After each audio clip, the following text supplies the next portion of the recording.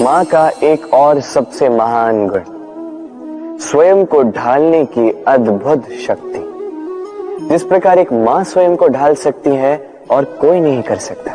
माँ एक महानदी की भांति है जिसकी ऊर्जा असीमित है किंतु अहंकार बिल्कुल नहीं। जिस प्रकार एक नदी ढलान के अनुरूप मुड़ जाती है, उसी प्रकार एक माँ अपने संतान के अनुरूप ढल जाती है, चाहे जैसी भी परिस्थिति हो। उसके सोने के समय के अनुरूप स्वयं का सोना, उसके जागने के समय के अनुरूप स्वयं का जगना। संतान की इच्छा का भोजन वो स्वयं का मनपसंद भोजन बना लेती। ये माँ का आंचल ही तो है जो धूप में छाप बनकर आता है, जो शीत में कंबल बनकर आता है। माँ ऐसी होती है कि संतान की निद्रा ना टूटे, इसलिए एक करवट सोने का अभ्यास कर लेती और इतना स्वयं को केवल वही ढाल सकती है जो संतान की ढाल बन सकती। इसी माँ को हमारा शत शत नमन। राधे राधे। माँ के दो और सबसे महान गुण, साहस और संबल। साहस ये कि वो अपने संतान के लिए कुछ भी कर सकती है, और संबल ये कि वो अपनी संतान को कभी टूटने बिखरने नहीं देगी। तनिक सोचिए, जब भी आपको चोट लगती है, चीख से पूर्व मां का नाम मुख में क्यों आता है? तनिक सोचिए, जब आपको बल की आवश्यकता होती है, साहस की आवश्यकता होती है, आगे आप अपना मार्ग देख रहे हैं जो अत्यंत कठिन प्रतीत हो रहा है, तब मुख से मां की ही शपथ क्यों निकलती? क्योंकि मां ही है जो हमें साहस देती, मां ही है जो हमें सहारा देती। मां जानती है कैसे हमारी उंगली पकड़ के हमें चलना सिखाना है। मां ये भी जानती है कि कैसे कान पकड़ के हमें उचित मार्ग पर लाना है। इसी साहसी मां को हमारा शत शत नमन। राधे राधे। कभी आपने सुना है, हिरणी सिंह से बचने के स्थान पर उससे जाके लड़ पड़ी। हिरणी ने सिंह पर आक्रमण कर दिया। कभी सुना है? कभी नहीं। किंतु ऐसा हो सकता है, ऐसा होता भी है, और ये होता तब है जब हिरणी के शावक संकट में हो।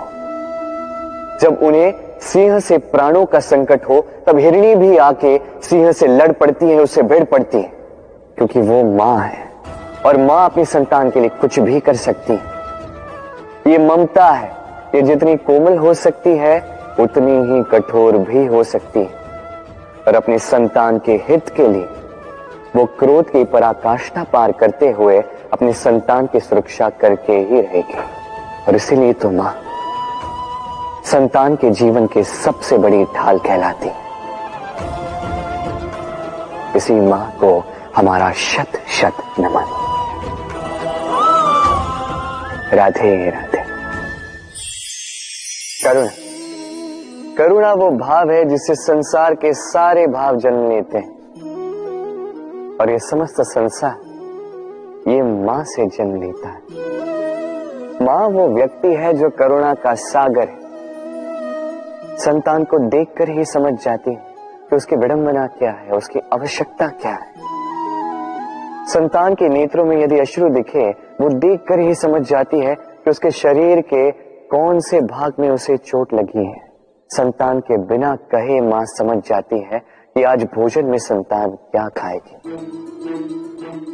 ये होती है मां। मां करुणा का सबसे बड़ा रूप है। और आज के युग में मनुष्य जो है, थोड़ा भी आगे क्यों ना निकल जाए, मां को तो पीछे ही छोड़ देता, मां को भूल ही जाता है।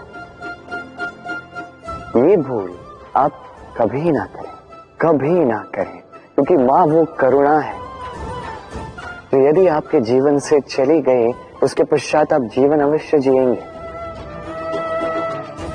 किंतु कभी जीवन जी नहीं पाएंगे। उसके पश्चात आपके जीवन से आपका ये मूल्य, आपके जीवन से करुणा का ये भाव, ये भी आप खो दोगे। आपकी मां सबसे अधिक महत्वपूर्ण है।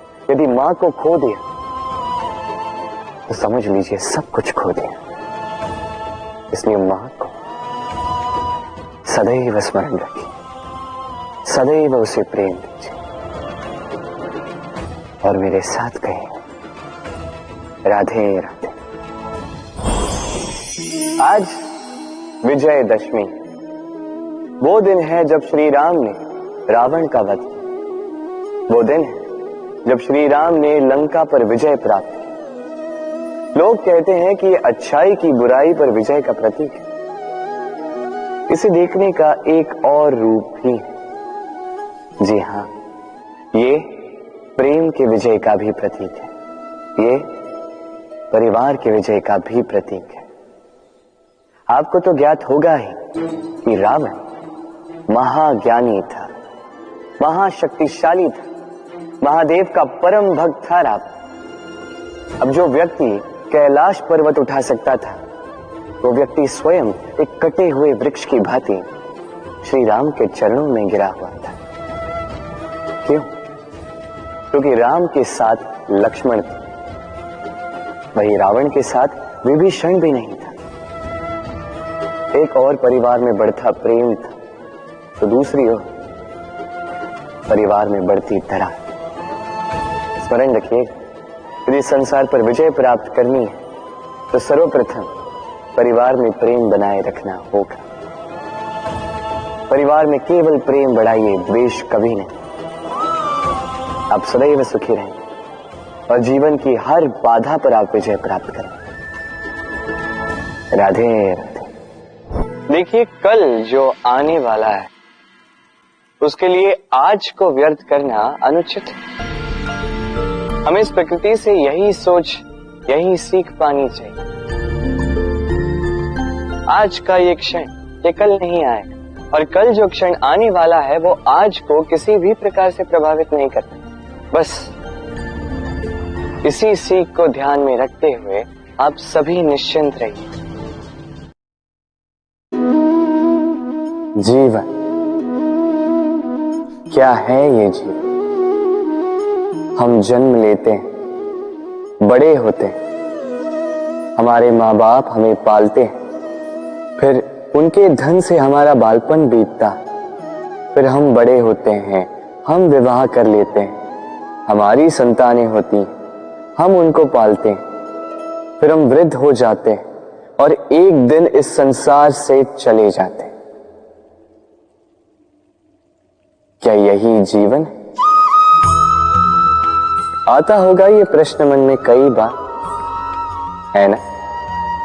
अब तनिक जल की यात्रा देखिए। सागर से भाप बनकर उठता है, मेघ बनकर बरसता है, फिर नदी बनकर पुनः सागर में समावेश करता है।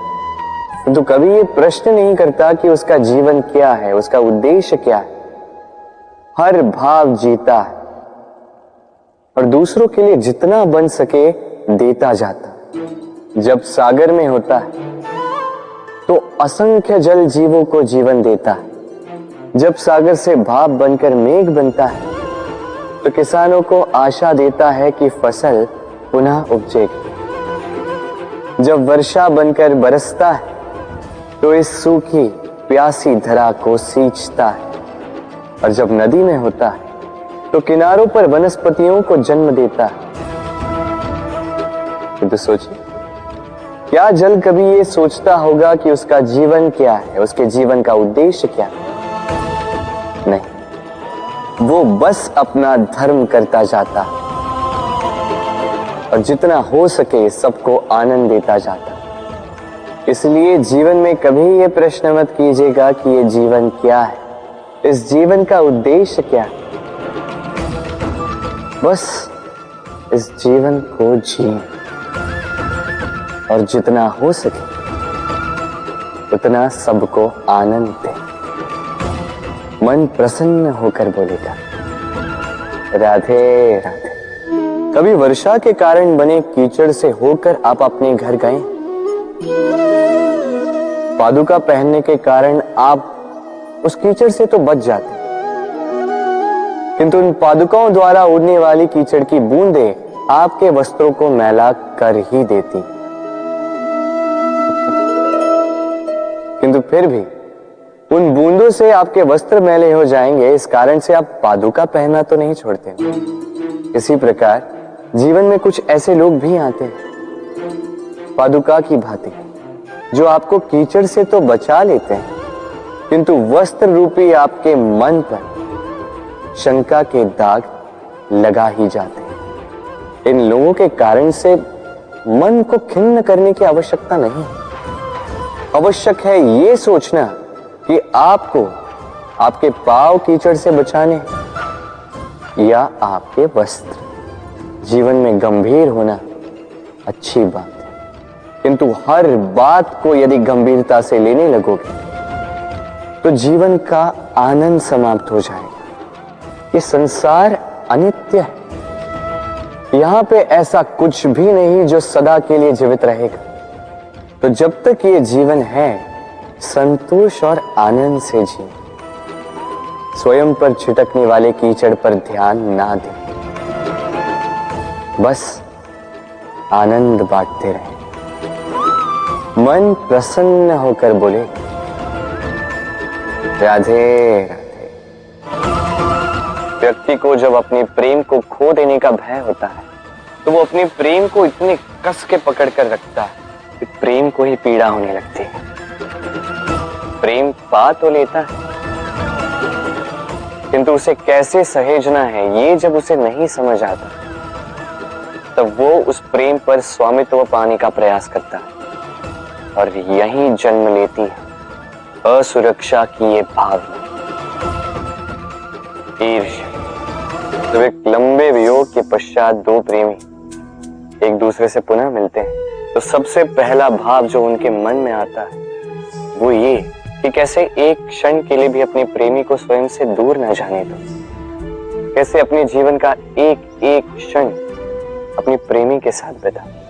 प्रयास ये रहता है दाऊ, इन दो प्रेमियों के मध्य में कोई भी ना आ पाए, और जब ये नहीं हो पाता तब जागती है ईर्ष्या। परीक्षा एक ऐसी व्यवस्था जिससे मुझे, आपको, सबको कहीं ना कहीं दो चार होना ही पड़ता है। स्मरण कीजिए अपना बालपन। आप परीक्षा देने बैठे हैं। अब कुछ बालक ऐसे होते हैं जो वर्ष भर परिश्रम करते हैं, पढ़ते हैं, मन से परीक्षा देते हैं। कुछ बालक ऐसे होते हैं जो अपने आसपास बैठे बालकों की नकल करते हैं और परीक्षा में उत्तीर्ण भी हो जाते हैं। बुरा लगता है ये सोचकर कि कोई बिना किसी परिश्रम के परीक्षा में उत्तीर्ण कैसे हो सकता है। किंतु स्मरण रखिएगा, जो नकल करते हैं वो परीक्षा में उत्तीर्ण हो सकते हैं, सफल नहीं, क्योंकि वो नकल करते हैं बिना प्रश्न को समझे, बिना उत्तर का तरीका निकाले। यही हमारे साथ भी होता है। हम हमारे जीवन में दूसरों को देखते हैं, उनकी नकल करते हैं, उनकी भांति बनने का प्रयास करते हैं, किंतु ना हमारे जीवन में सफलता आती है, ना आनंद आता है। क्यों? क्योंकि हम एक विशेष बात भूल जाते हैं कि प्रत्येक मनुष्य का व्यक्तित्व भिन्न होता है। आप दूसरों की नकल करके अपना जीवन व्यतीत कर सकते हैं, किंतु यदि अपने जीवन में सफलता लानी, यदि अपने जीवन में आनंद लाना है, तो स्मरण रखिए, स्वयं के प्रश्नों का उत्तर जीवन में स्वयं को ही खोजना होगा। राधे राधे। मनुष्य को जब सफलता मिलती है तब उसमें जागता है अहंकार, और ऐसे में मनुष्य अक्सर एक बात भूल जाता है, झुकना, सोचता है कि मैं किसी के समक्ष क्यों झुकूं? और ऐसा इसलिए होता है क्योंकि मनुष्य एक महत्वपूर्ण बात भूल जाता है। इस संसार में, इस जीवन में उसने जो भी प्राप्त किया है, झुककर प्राप्त किया। बालपन में चलना सीखा तो इस धरा पर झुककर, गिरकर। बड़ों का आशीष लिया तो झुककर। किसान को फसल काटने के लिए झुकना पड़ता, कुएं से पानी निकालने के लिए पात्र को झुकना पड़ता है। भगवान से आशीर्वाद प्राप्त करने के लिए उनके समक्ष झुकना पड़ता है। आंधियों में वृक्ष सुरक्षित कैसे रहते? झुककर। सम्मान कैसे पाया जाता है? झुककर। किसी के समक्ष झुकने का अर्थ स्वयं का आत्मसम्मान खो देना नहीं होता। उसका अर्थ होता है विनम्र। हम मनुष्य हैं और इस आकाश की ऊंचाइयों तक पहुंचने के लिए हमें किसी पक्षी की भांति पंखों की आवश्यकता नहीं। बस जितना झुकेंगे उतना ही ऊपर उठेंगे। राधे राधे। आप इस संसार में ऐसे कई लोगों को जानते होंगे जिन्हें आप स्वार्थी मानते हैं, जो आवश्यकता पड़ने पर ही आपको स्मरण करते हैं, अन्यथा वर्षों तक कहीं दिखाई भी नहीं देते। किंतु जैसे ही उनकी आपके सहायता की आवश्यकता पड़ती है, हाथ जोड़कर आपके सामने सज्ज रहते। बड़ा क्रोध आता है ना इनको, मन खिन्न हो जाता है। मन से ये स्वर निकलता है कि इस व्यक्ति की सहायता न करें। किंतु ऐसा कभी मत कीजिए। आप सोचेंगे क्यों कह रहा हूं मैं ऐसा? स्मरण रखिएगा, दीपक का स्मरण व्यक्ति केवल तभी करता है जब अंधकार गहरा हो जाता है। उसे स्वार्थी मानकर स्वयं व्याकुल ना हो, स्वयं को दीपक मानकर आनंदित होइए। भाग्यवान समझिए खुद को कि किसी को आवश्यकता पड़ने पर आपकी याद आए, कि आप इस संसार में किसी की सहायता करने योग्य हैं। इस जीवन में किसी के स्वार्थी होने से स्वयं का दृष्टिकोण न बदले। बस ये दृष्टि रखिए, स्वयं के परम